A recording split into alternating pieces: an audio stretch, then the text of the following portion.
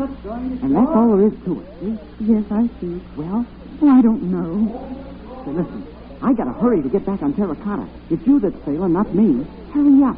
What do you say? All right. You'll do it? I'll do it.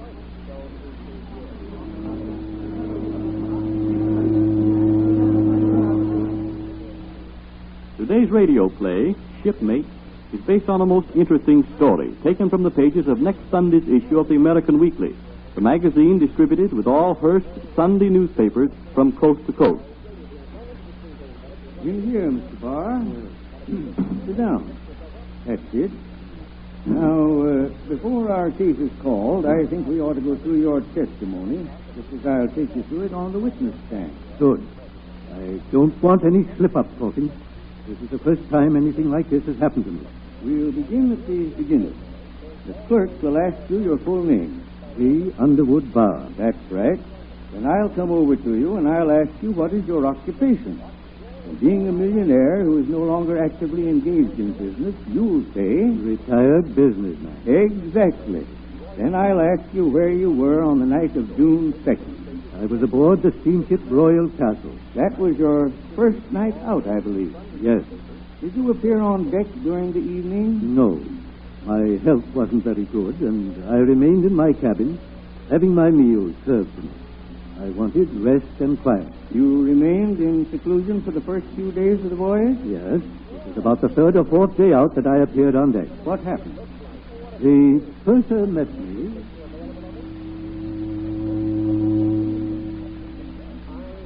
Good morning, Mr. Barber. Good morning, purser. Fine day today. Glad you're feeling well enough to be on deck, sir. Thank you. Where is my chair? Right over here, sir. The deck steward had it fixed in a nice sheltered spot. Yes. Very nice, purser. Very nice indeed. This is fine. Let me put the robe around you, Mr. Barber. Thank you. There you are. Anything else I can do for you, sir? No, I'm very comfortable. Very good, sir.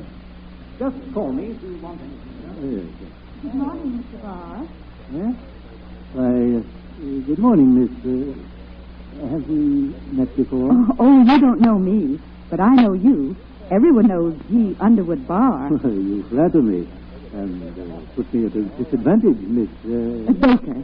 Selma Baker. We heard you were on board and wondered when we were going to see the great financier in person. My health isn't very good, Miss Baker. We heard that, too. Oh. Oh, yes. You were the subject of dining salon conversation for the first 2 days. Oh, what? Only good for 2 days? Oh, interest has been revived with your appearance this morning. Everyone's telling everyone else Mr. Barr's on deck. G. Underwood Barr's able to come out on deck. You're making me feel like a groundhog or a hermit. That's what we thought you were going to be. A hermit, I mean. Oh, that's all right, my dear. Like the groundhog. I came out to see if the sun was shining. And having seen your shadow? I shall stay out the rest of the trip. Oh, splendid. Is there anything I can do for you? Well, now, my dear, this is most kind of you, but there's nothing that I need, really. You see, I'm a nurse by profession. It will give me pleasure to assist you in any way or make you more comfortable. Thank you, Miss Baker. I appreciate your offer. But there's nothing for you to do. Quite sure? Quite sure. Well, I'll keep an eye on you anyway and see that you're comfortable. Thank you. And safe from harm. What harm could come to me? You never can tell. Some adventurous woman might try to vamp you. Vamp me? Impossible. Aren't you the millionaire, Barr? Well, I've made enough money to retire. There, you see? That's excuse enough for any woman. So from now on, I'm going to take you under my wing.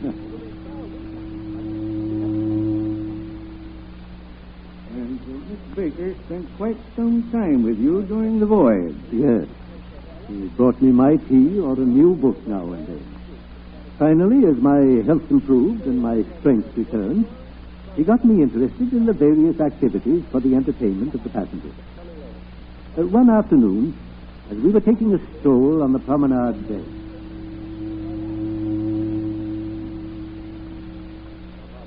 Well, what's on the program this afternoon, Mr. Barr? anything you suggest, my dear.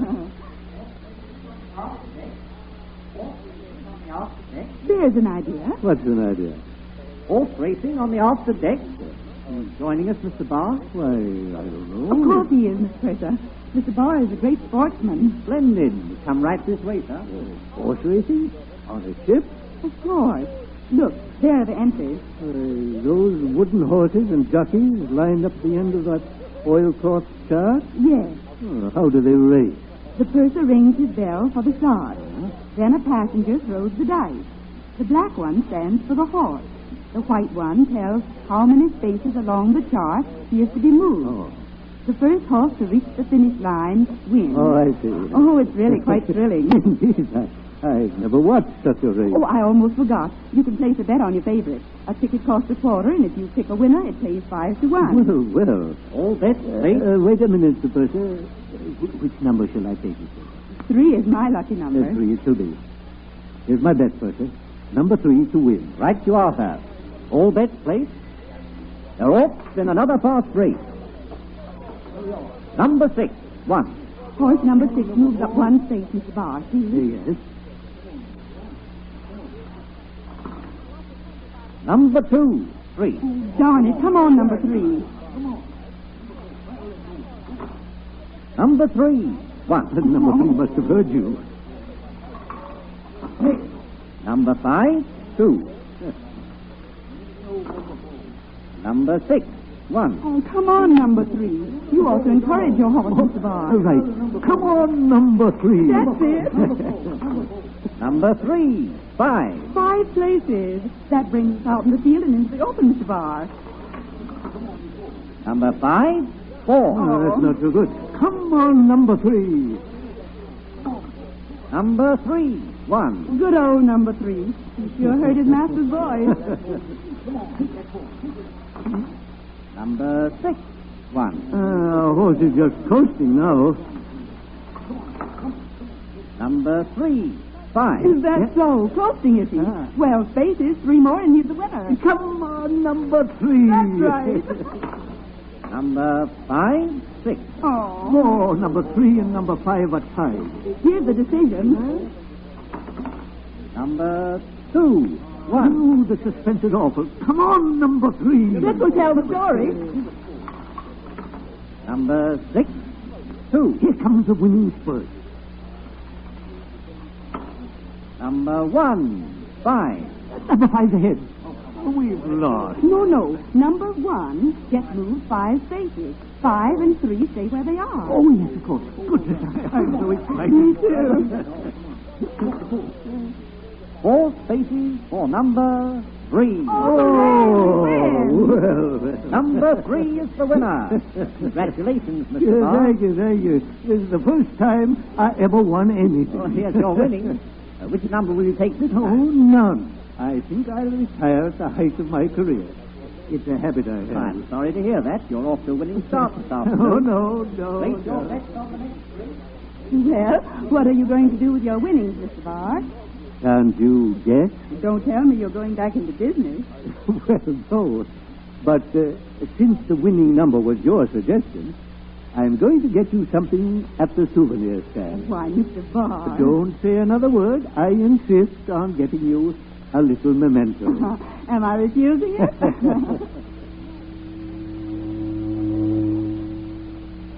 That was the only purchase you made while on shipboard? Absolutely. I bought a bracelet in the form of a ship rope with the name Steamship Royal Castle on it. Did this metal rope have a knot in it? Yes.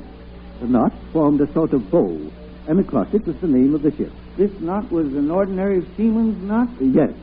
As far as I was concerned, it was. When did you learn of the rumor about you, Mr. Barr? A few evenings after the bracelet was purchased, Miss Baker and I strolled up near the wireless. The radio operator has an all-wave set, Mr. Barr. Maybe we'll hear some broadcasts from the good old USA. Well, I wish we could get some news bulletins. Personally, I'd rather hear Rudy Valley's orchestra. Oh, good evening, Mr. Barr. Want to hear some of them American stations? Yes. Oh, please. Righto. Let's see what's on the air tonight. Oh, there you are. Oh, they're playing Dark Eyes. Oh, I love it.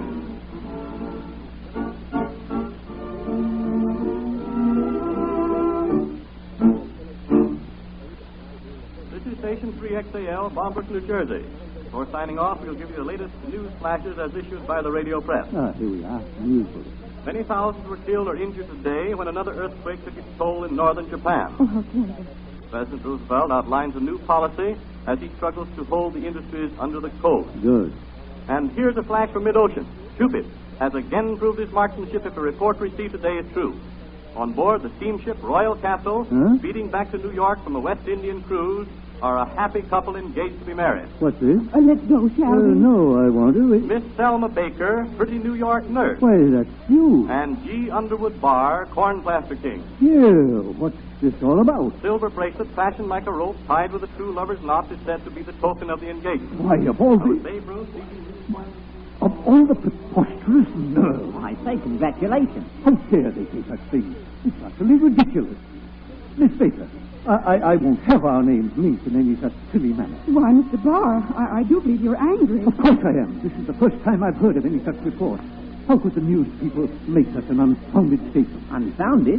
Why, I radiogrammed that announcement to the papers yesterday. You did? I have you discharged. On whose authority did you send out anything about me? Oh, don't be so mad, Mr. Barr. Come along and... Why, this little lady here gave me the message to send, Mr. Barr, sir. You sent it, Miss Baker? It was just a joke, Mr. Barr. It's no joke to me. Permit me to escort you to your cabin.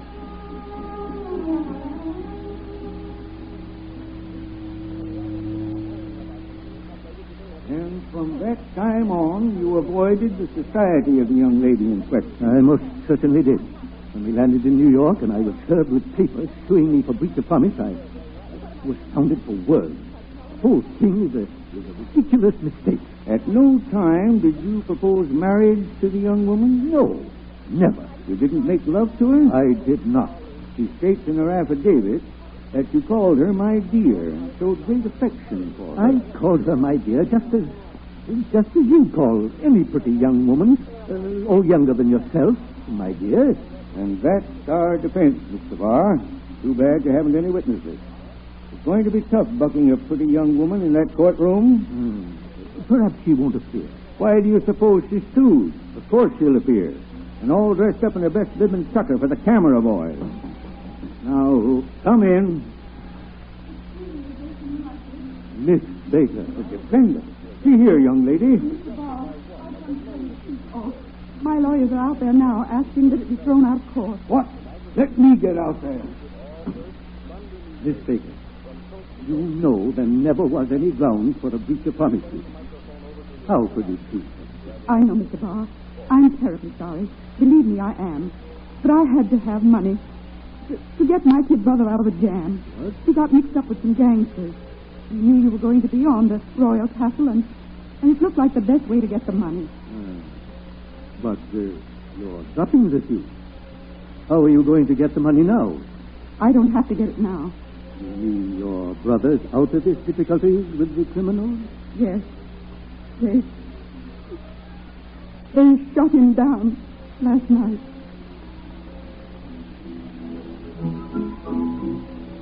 Be sure to read the story of the attempt to get money from an elderly millionaire by a pretty young woman when it appears in next Sunday's issue of the American Weekly, the magazine distributed with all Hearst Sunday newspapers from coast to coast.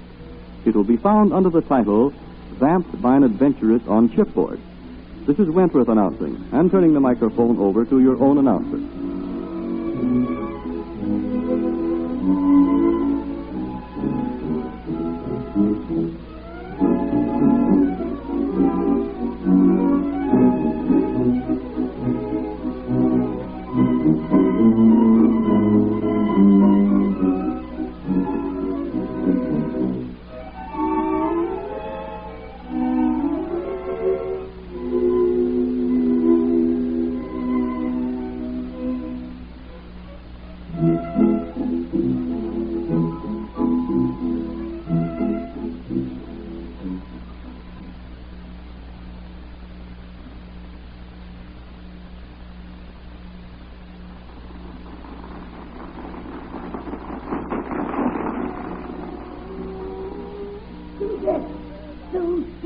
What is it now? Did I not sing well enough for your pigsty of a cabaret?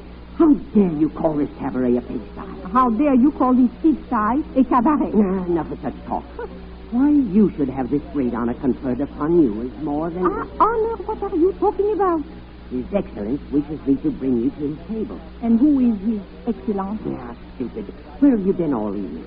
Did you not know we have the honor to be entertaining His Excellence Abdul Yusuf Ben Abdel? What? The Pasha of Karamesh? Oh, monsieur, why did you not tell me at once? Tell you at once. That is just... Oh, ferme ta bouche, take me to him, take me to him. Your Excellence. Oh, you have brought her. Good. Permit me to present to Your Excellence Mademoiselle Suzanne. Your Excellence. Mademoiselle has pleased me with her singing. Would she do me the honor to be my guest at my palace in Karamesh? I am the one who is honored, and I accept Your Excellence's gracious invitation.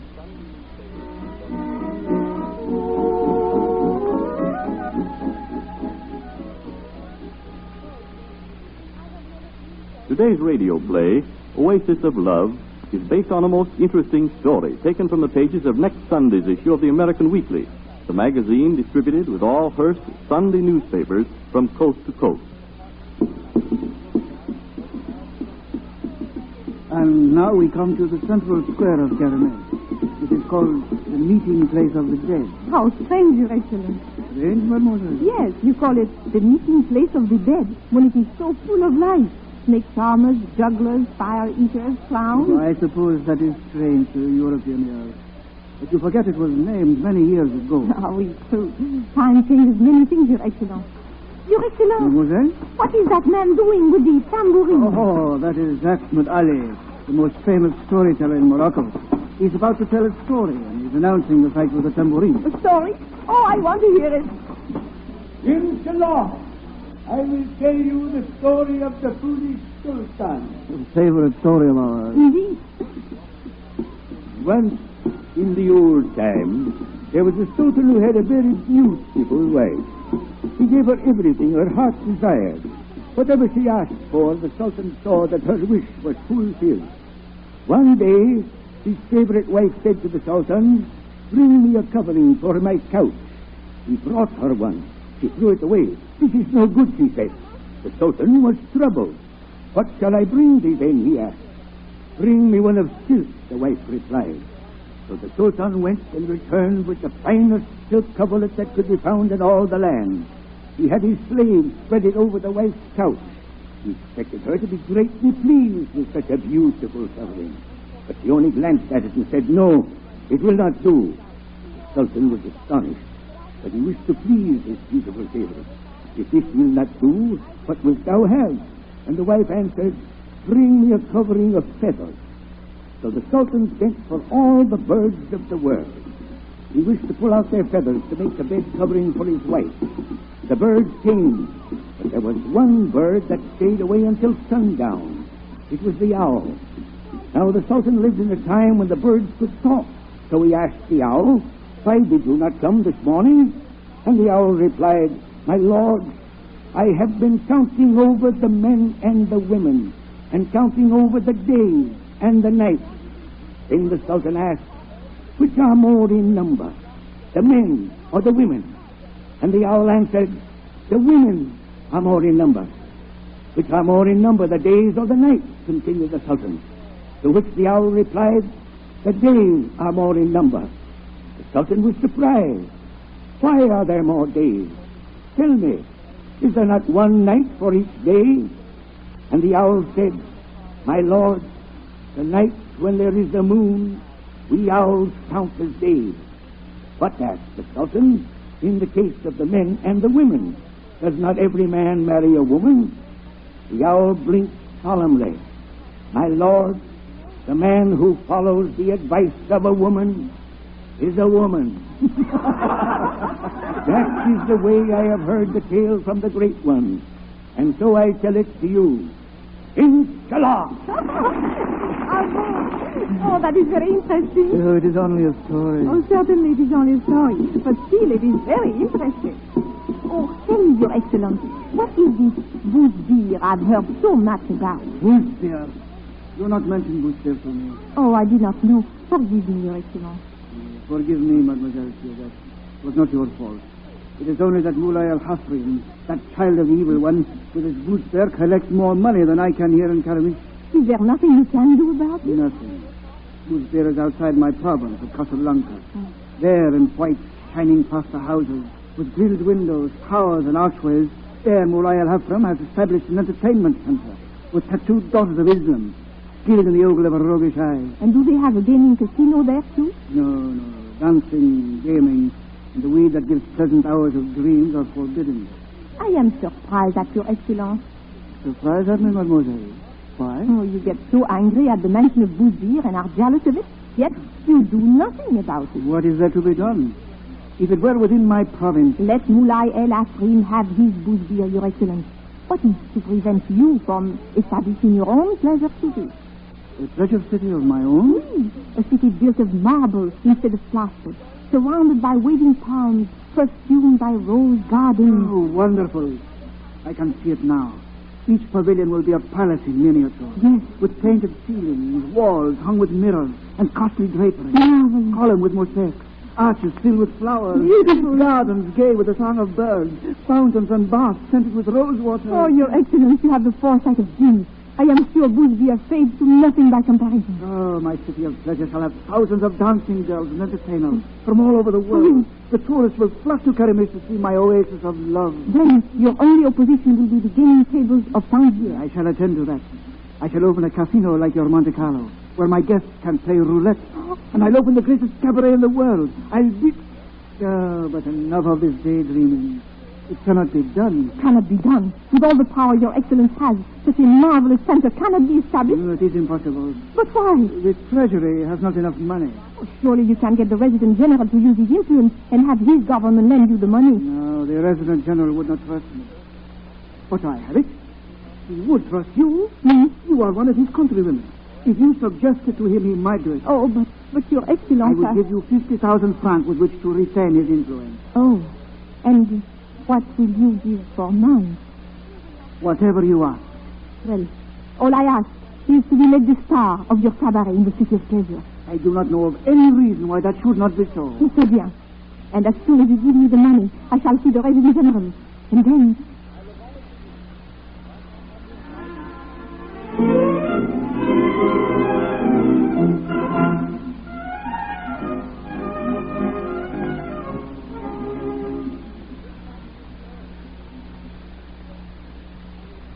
Where is the pastor?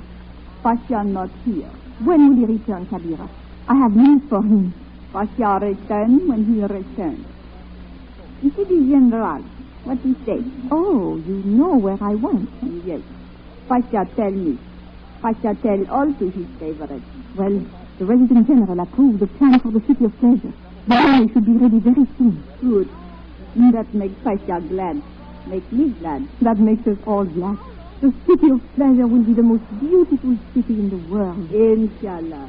Did the Pasha tell you of his plans? Of the pavilions of marble with painted ceilings and walls hung with mirrors and costly draperies, columns of mosaics, arch filled with flowers, gardens gay with the song of birds, fountains and baths scented with rose water. I know. The city will be surrounded by waving palms and perfumed with rose gardens. I know.